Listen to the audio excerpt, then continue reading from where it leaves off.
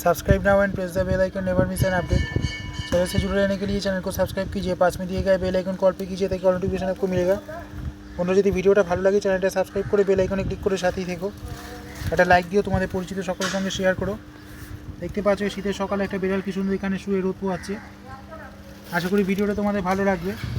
তোমরা এই ধরনের মিষ্টি বিড়াল অনেকেই বাড়িতে পোষা পছন্দ করো, আমি জানি। যদি ভালো লাগে চ্যানেলটা সাবস্ক্রাইব করে বেল আইকনে ক্লিক করে সাথেই থেকো।